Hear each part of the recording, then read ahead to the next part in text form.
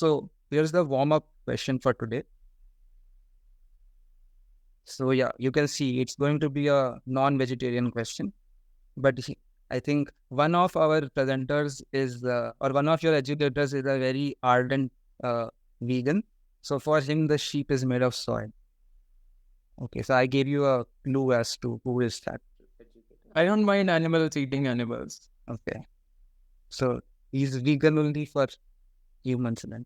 Anyways, so you have 100 tigers and one sheep. Okay, as you can see in the diagram, there are roughly 100 tigers and one sheep.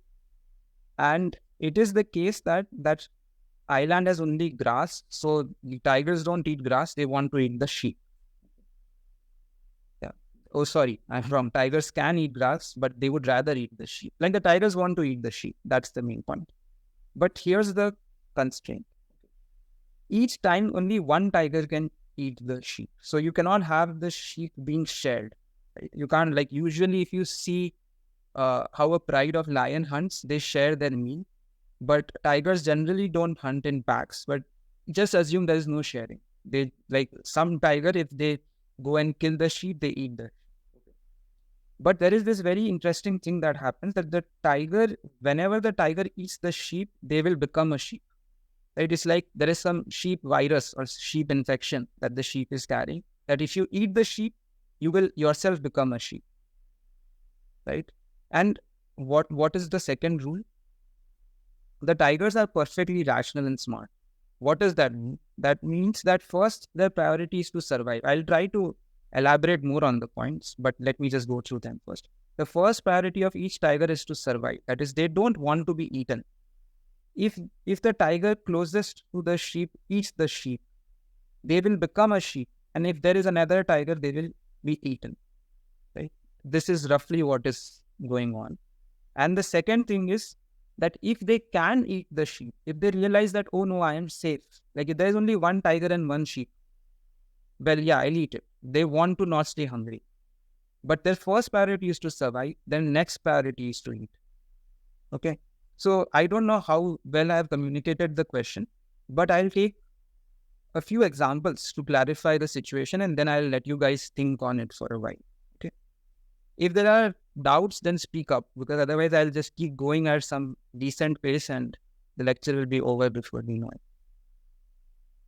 So yeah, okay, I did not tell the question. The question is, will the sheep be eaten? So there are 100 tigers and one sheep, and the question is that, do you think that sheep will be eaten or not? I know it's very confusing right now, probably what is going on, but let's take a small example to understand what is going on. Okay.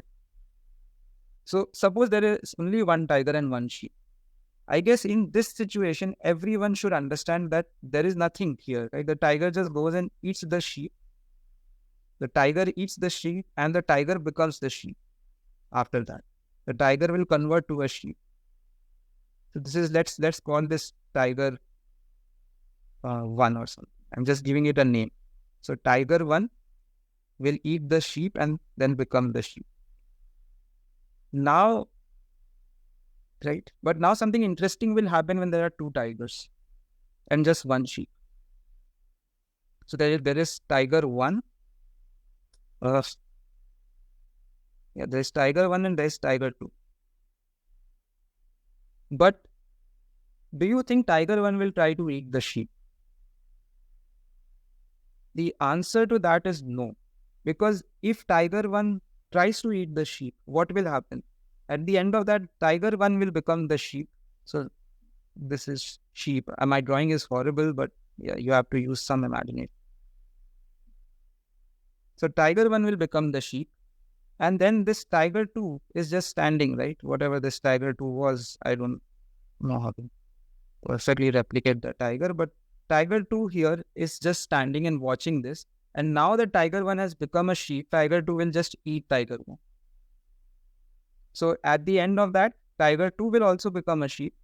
So this tiger 2 is now a sheep because they have eaten tiger 1, but they have at least survived. No tiger is there to eat the sheep. Okay. So knowing all this, tiger 1 will say that, okay, I should not eat the sheep, because if I eat the sheep, tiger 2 will eat me. And Tiger 2 will also be in a similar conundrum. Tiger 2 says that if I try to eat the sheep, then Tiger 1 will eat me once I become the sheep. So I should not. Is this clear? Please let us know if something is not clear.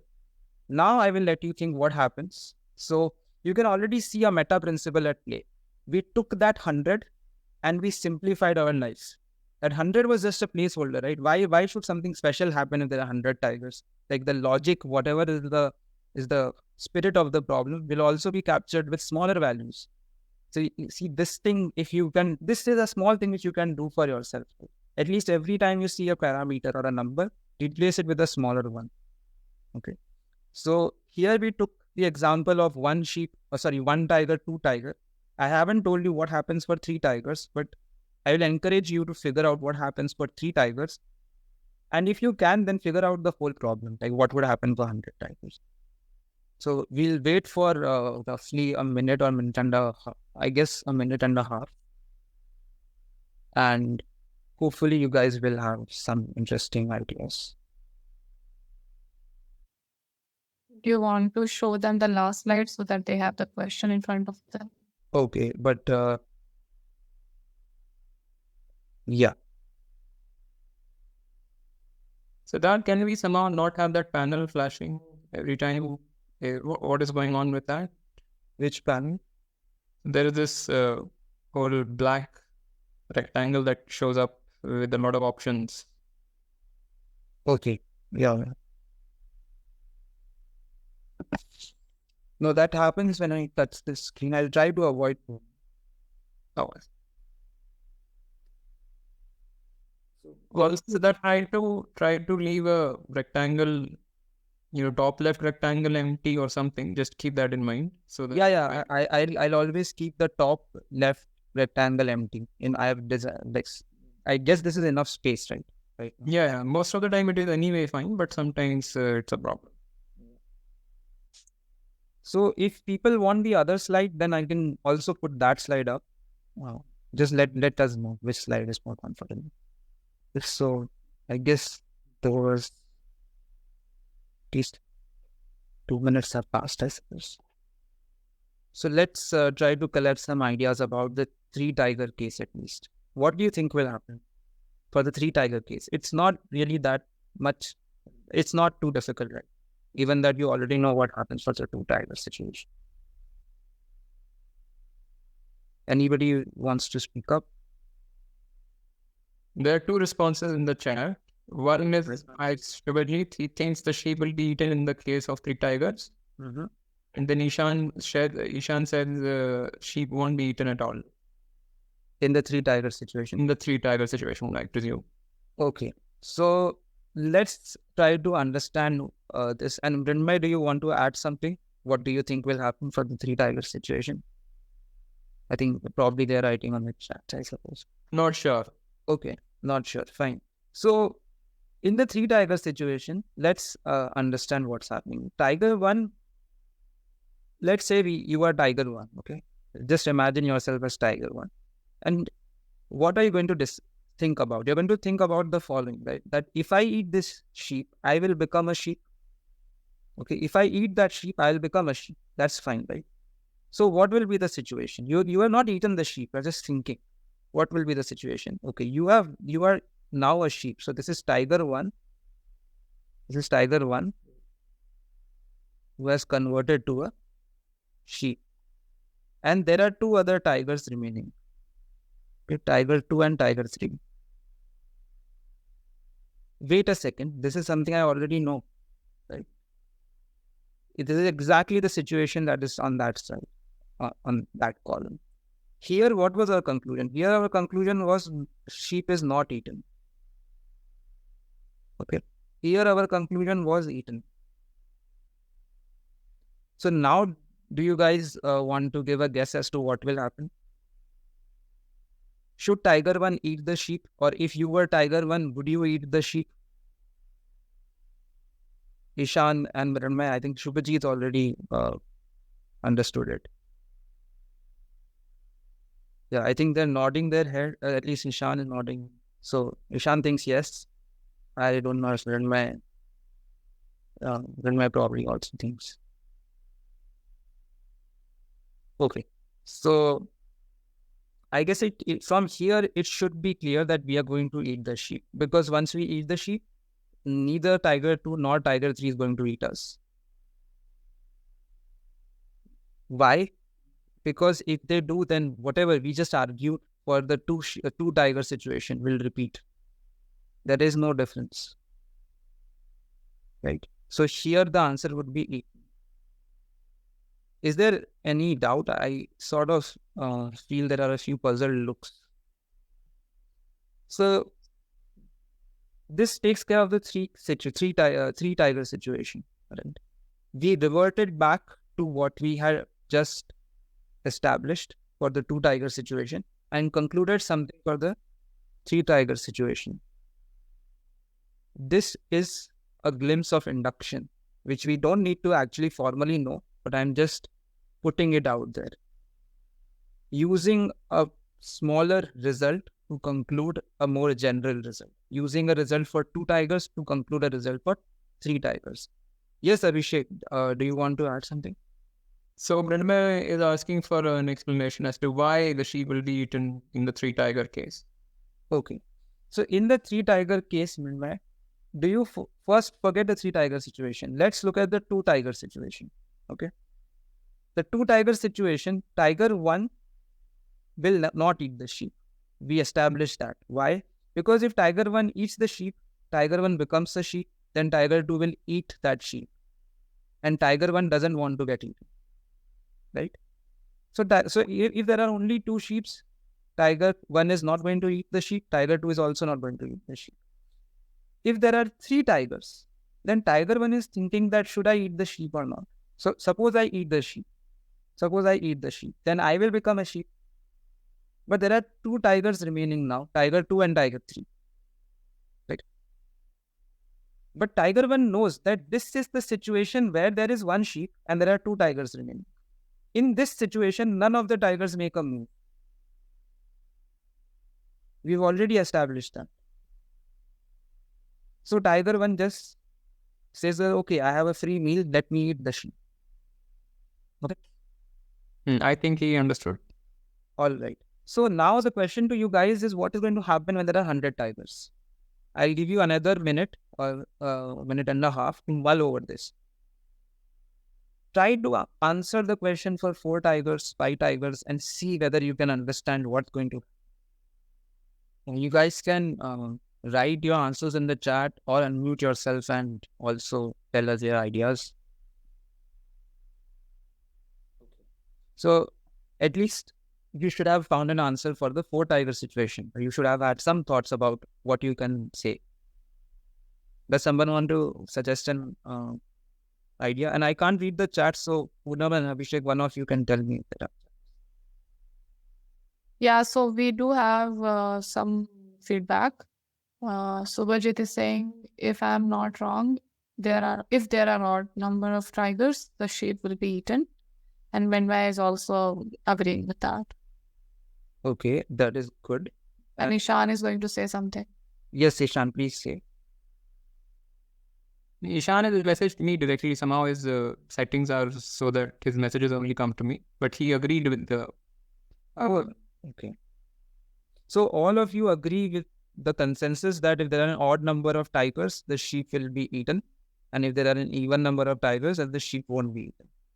So great, you have lessened my job. This is correct. I was going to have to explain this, but it seems you guys already know it. Still, let's very quickly go over the argument. So the argument is very simple. So let's take the 4 tiger situation and just analyze what's going to happen there. And then we will stop. So yeah, now the pretty diagrams are all gone. So let's just draw things we are capable of drawing. So there are 4 tigers. And in this situation, as you guys were suggesting, the sheep won't be eaten. Why? Because if tiger 1 eats the sheep, he knows that he is now the sheep. This is tiger 1. And there are 3 tigers remaining. But when there are 3 tigers remaining, the sheep gets eaten. We just established that. We have just established this in the previous slide. So here tiger 1 is not going to eat the sheep. Because if any tiger, not necessarily tiger one, I'm just taking tiger one as an example, because if they eat the sheep, they are afraid, or in fact, they know that they will be eaten in turn. So here the sheep will not be eaten. And as you can easily guess, when there are 5 tigers, the sheep will be eaten. If you just keep following this logic, you will get this conclusion, right? I think all of you understand this because you agreed with the answer. And if you keep extrapolating this to 100, as you guys guessed, if there are an odd number of tigers, then yes, the sheep will be eaten. If there are an even number of tigers, then no, the sheep will not be eaten. So for 100 tigers, the answer is that the sheep will be eaten. Now you can, of course, there are a few things that need to be scrutinized here. Oh, sheep will not be eaten. So there are a few things that we need to scrutinize here. So one thing is that you guys should object to the fact that how is this going to be written as a proof? Am I going to say that, oh, let's make this table for 1 tiger, 2 tigers, 3 tigers, 4 tigers, 5 tigers, up to 100 tigers. And in general, if I want to prove, that is still feasible. Maybe I don't have, but maybe you guys have good handwriting. You can do that pretty quickly. But if I asked you what would happen for a general n, right? That proves that when n is odd, the tigers will eat the sheep, and when n is even, they won't. Then you cannot play this game of just enlisting all the numbers. That will not end. A proof has to be finite. So what we would do is then we would try to use induction to prove this statement. We will not go over the proof today because that is in the induction module, but this is just to put it out there. Okay, so that is the first thing. And there was another thing here that needed a little bit of thinking about. That had you tried to reason the same thing for 100 tigers, it would have been mind-boggling to do it. Like it would be out of the realm of human argument to actually start from 100 tigers and then keep thinking what will happen. Should I eat the sheep? Oh no, is that tiger afraid of me, or is he going to eat me, or are they going to be eaten then? This will not work. Like it will blow our capacitors or whatever circuitry we have inside our brain. But look at the way we argued. It was so clean and so neat to start from the smaller examples and then conclude what's happening. Right? You should try to spend some time thinking about it. How much more difficult it would have been had you started with 100 tigers and just tried to there is nothing to think about that really. It would have felt that either you would have not understood the question or it would have felt completely chaotic to think about. So yeah, with that said,